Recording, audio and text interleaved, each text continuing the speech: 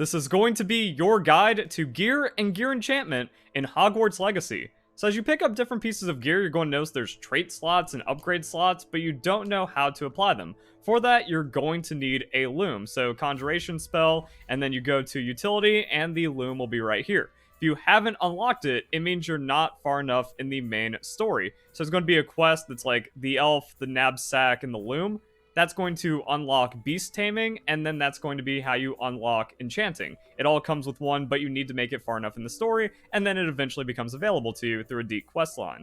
And that's all there is to unlocking enchanting and upgrades. It's just a natural part of the story, and if you don't have it, you haven't made it far enough. But it goes a bit deeper because you can upgrade your items to have offense if they're a defensive item, and vice versa, so let's go and check that out. Also, the quality of your gear is going to affect the upgrades. So a legendary item is going to get more stats than a superb item. So we've got to upgrade that. It only starts off with 2, needs 1 mooncalf fur. But a legendary item is going to need 3 mooncalf fur initially, and then it just kind of scales up from there. So mooncalf fur, flooper feathers, thestral hair, and then for the last one, phoenix feathers, which is also much deeper into the game. Unicorns are really rare and hard to catch.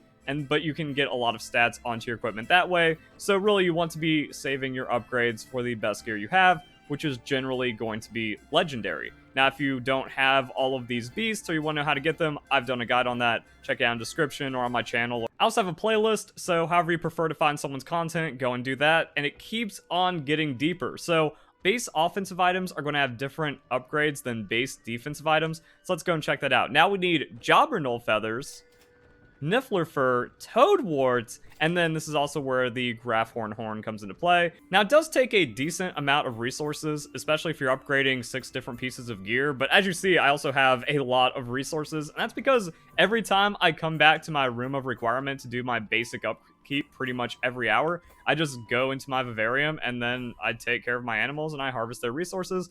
Now, since I have an excess of materials, I can kind of skip over some of the animals since it can be annoying if you have to like wait for one of their animations to finish before you can harvest or something. But it's really that simple, that you want to get a nice setup of all the animals between all of your vivariums, have multiples of each, that way you can collect multiples at a time, and then you just kind of gather up as you need to upgrade your gear, and you're going to be pretty good to go. My recommendation is to get a good stock of base resources, again, by just kind of taking care of your animals every time you come into the room of requirement, and then just as you get more gear and new gear, then you just go for the pieces that you need to upgrade. Also, very, very important to buy the feeder, because then the animals are automatically going to feed themselves, so as you're going and collecting and upgrading and stuff, you can just kind of come over here, oh, 1 button interaction, and now we get what we need. Now, you might have noticed we just got a resource called Fur, but that wasn't in any of the upgrades. Well, that's where traits come into play. So you can upgrade the stats or the traits of an item. Also, it's going to be better to have it on legendary items. So really, you should only be equipping and upgrading legendary gear. It's not super hard to find. You can also change traits as many times as you want on a piece of gear, so you don't have to worry like, oh, I got this gear and I identified it and it has this trait and I can't do anything about it. No, you can just upgrade it whenever you want. And then it's really easy from there. So Puffskin Fur is going to be used for all level 1 traits. Deer Caul feathers are going to be for all level 2 traits, and then Kneazle Fur is going to be for all level 3 traits. That's it.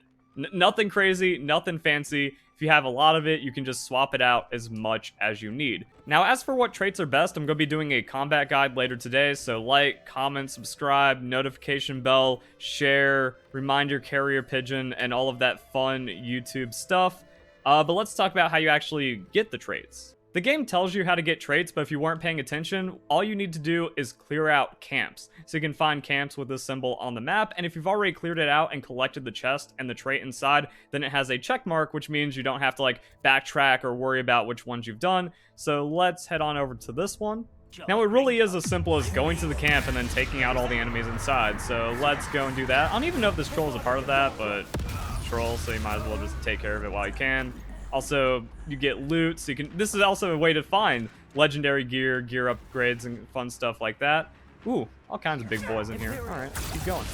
Maybe I should have lured the troll into the other one so then I can do like the multi-Avada Kedavra thing. So yeah, if you have like a lot of upgraded gear, or you're just getting really good with spells and all that fun stuff, and you're just getting better at combat, then these are going to be easier and easier to clear out. Now you can also see the chest marked on the map. You can use Revelio to find that chest and other chests, and then you just kind of want to loot everything.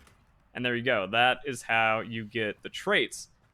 Interesting part about this, though, the traits are randomized. So whenever you just kind of go into a place and get a trait, it's going to give you a random trait. Which means this guide can only help you so much. I can't say, oh, you want to go to this place on the map because it has this trait, or, oh, this trait's really good, so you want to go over here. No, you pretty much just need to clear out all the camps until you get what you're looking for. Fun fact, you can go to the Loom and see what every trait does, even undiscovered traits. It's pretty much just a direct upgrade for all the spells, combat plants, then like extra stuff like ancient magic or base damage and curse damage and stuff. There isn't anything for alt stats like cooldown reduction, but you can actually kind of plan ahead a little bit, so instead of just clearing out everything on the map to unlock all the spells, you can just kind of keep going until you get the one that you're looking for, depending on the playstyle that you're going for. And then there's going to be different tiers for all of those. Right, good thing I just remembered to put this in the video. Traits stack from my testing. So I had Unforgivable on a couple of items. I was hitting cursed enemies and seeing the damage, and then I put it on all my items, and I was doing significantly more damage. So you can just kind of stack all into one thing. But again, that kind of goes more into the combat guide, so there we go. And then the way that gear works is that it scales with your levels. So you can go out, do some leveling, and then try to look for more legendary gear to upgrade. Treasure vaults have legendary gear. Also, if you go down the lockpicking route with the Demiguise moons, then you get like level 2 and level 3 lockpicking. Those rooms have tons of loot to find inside of it. You're going to get legendary gear through that as well. And it's mostly about just exploring and playing the game.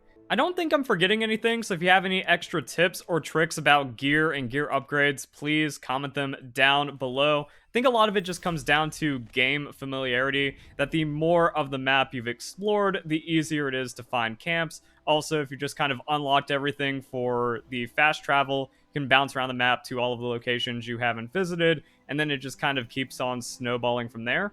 So yeah, it's something to do, but in my experience, it gets a little boring once you just kind of have everything effectively scripted, where it's like, yeah, I do that, hit people a couple times, curse, Avada Kedavra, go around, loot, and then a lot of it just kind of becomes a formality at some point, so we do that. Not even like that great of combat, because I don't want to give away all my secrets for the crazy combat guide. So we go boop, boop, boop, boop, he's dead.